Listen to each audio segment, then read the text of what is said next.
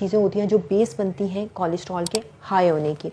अगर सबसे पहले हम बात करें कि सिम्टम्स क्या आते हैं, तो सिम्टम्स में सबसे ज़्यादा जो सिम्टम्स देखने को मिलते हैं वो ये होता है कि चेस्ट पेन का इशू रहता है, बीपी हाई हो जाता है, फटीग बहुत ज़्यादा रहती है, सर में बहुत ज़्यादा दर्द होती है, चलने फिरने में दिक्कत आती है, यानी कि बहुत ज़्यादा पेन हो रही होती है बॉडी में। इसके साथ साथ जो है वो चेस्ट में पेन हो रही होती है, हार्ट का प्रॉब्लम भी फील हो रहा होता है, लगता है ऐसे है जैसे हार्ट की पेन हो रही है, लेकिन वो हार्ट की पेन ही होती है, वो कोलेस्ट्रॉल हाई होने की वजह होती है।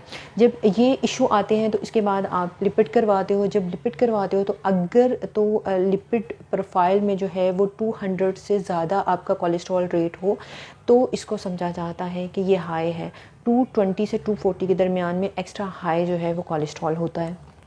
अब यहाँ पे हम बात करेंगे कि रीज़न्स क्या होती हैं। सर्दियों में अगर हम बात करते हैं तो सर्दियों में पानी बहुत कम पिया जाता है, वर्जिश बहुत कम की जाती है, ज़्यादा जो जिस्मानी मुशक्क़त होती है उसको कम होती है, जिसकी वजह से कोलेस्ट्रॉल हाई हो जाता है। इसके साथ साथ जो है वो ऑयली खाने ज़्यादा खाए जाते हैं, मसाले और तीखी चीज़ें ज़्यादा खाई जा रही होती हैं, बाहर से जो है वो खाने ज़्यादा खाए जा रहे होते हैं। तो ऑयल की जहाँ हम बात करते हैं, कोलेस्ट्रॉल भी बेसिकली एक ऑयल है। अगर इसकी हम ये बात करें कि ये फ़ायदेमंद कैसे हैं, तो ये हमारी बॉडी के बहुत सारी चीज़ों के लिए फ़ायदेमंद है। जैसे विटामिन्स के लिए कोलेस्ट्रॉल का होना बहुत ज़रूरी है, हार्मोन्स को जो है वो बैलेंस रखता है। इसके साथ साथ कैल्शियम को जो है वो बैलेंस रखता है, कैल्शियम का बहुत बड़ा सोर्स है कोलेस्ट्रॉल।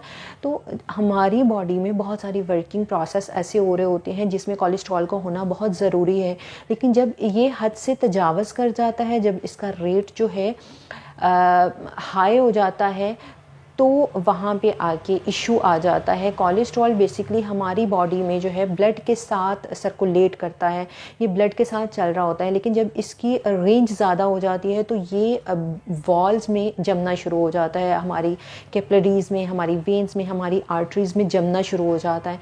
जब ये जमना शुरू हो जाता है तो खून की जो रफ्तार होती है उसको स्लो कर देता है, उसके रास्ते को जो है वो कम कर देता है।